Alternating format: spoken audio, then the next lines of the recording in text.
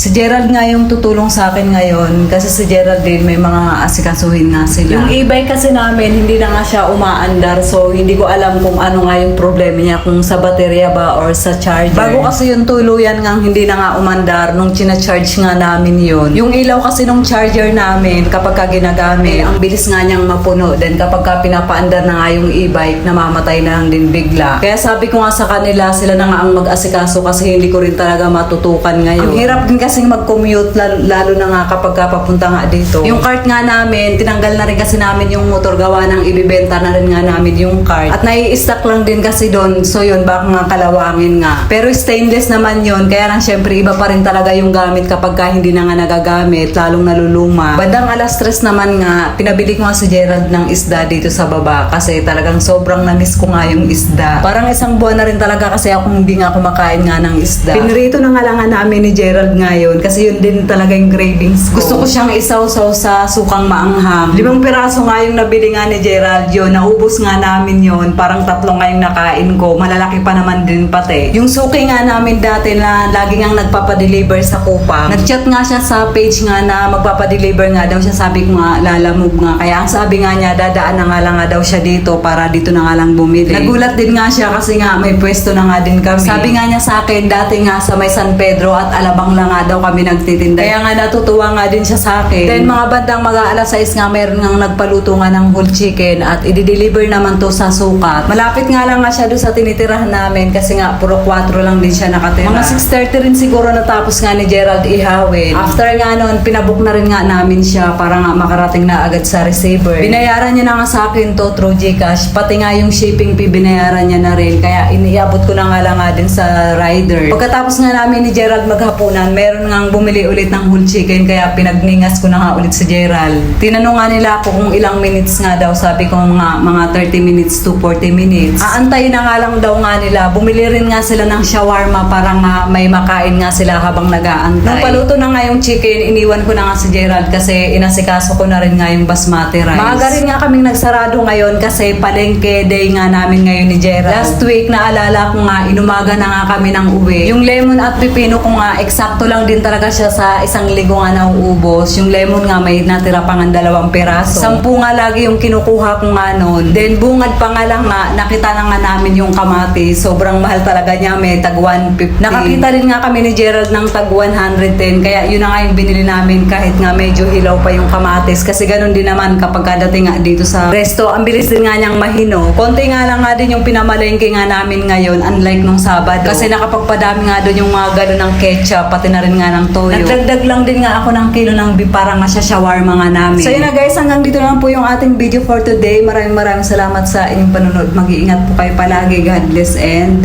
babush!